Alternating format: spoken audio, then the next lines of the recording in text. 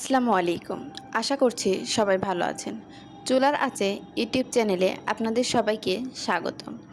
আজকে আমি শেয়ার করব একটি মাছ ভুনা রেসিপি। এই মাছ ভুনা করতে খুব বেশি মশলার প্রয়োজন হবে না। ঘরে থাকা উপকরণ দিয়েই এই রেসিপিটি তৈরি করা যাবে আর খেতেও হবে সুস্বাদু। তো চলুন শুরু করা যাক। আমি এখানে 4 পিস মাছ নিয়েছি। মাছটা ভালোভাবে ধুয়ে এর মধ্যে লবণ আর হলুদ দিয়ে ভালোভাবে মেখে নেব। মেখে নেওয়া হয়ে গেলে একটি কড়াইয়ে সামান্য তেল দিয়ে মাছগুলোকে ভেজে নিব। এপিট ওপিট করে হালকা লাল লাল করে ভেজে নিতে হবে, খুব বেশি কড়া করা যাবে না। মাছ ভাজি করা হয়ে গেলে একটি পাত্রে উঠিয়ে নিব। এবার একটি মশলা তৈরি করে নিব।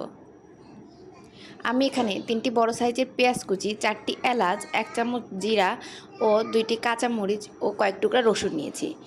এবার এর মধ্যে সামান্য পানি দিয়ে এটাকে ব্লেন্ড করে নিব।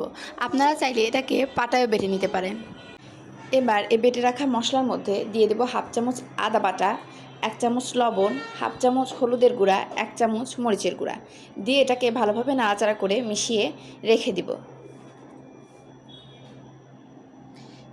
এবার সেই মাছ ভাজির তেলের মধ্যে আর সামান্য একটু তেল অ্যাড করে একটি তেজপাতা ও 1 টুকরা দারচিনি দিয়ে দিব। তারপরে 2টি বড় সাইজের পেঁয়াজ কুচি দিয়ে দিব। পেঁয়াজ কুচি দিয়ে নাড়াচাড়া করতে করতে যখন পেঁয়াজটা হালকা হালকা লাল লাল হয়ে যাবে তখন এর মধ্যে বানিয়ে রাখা মশলাটা দিয়ে দিব। মশলা দিয়ে একটু নাড়াচাড়া করব। নাড়াচাড়া করে টমেটো দিয়ে দিব। আমি এখানে একটি বড় সাইজের টমেটো কুচি ব্যবহার করেছি।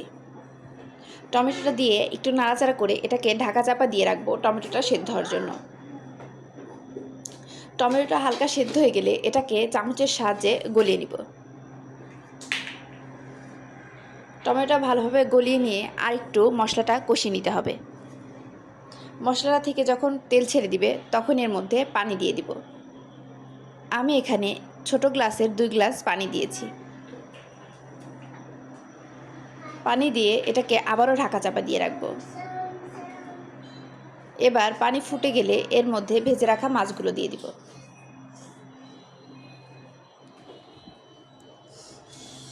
মাছগুলো দিয়ে একটু নাড়াচাড়া করে আবারও ঢাকা চাপা দিয়ে দিব। ঝোল শুকিয়ে গিয়ে যখন উপর দিয়ে তেল তেল ভেসে উঠবে তখন এর মধ্যে 1/2 চামচ জিরা গুঁড়া দিয়ে দিব।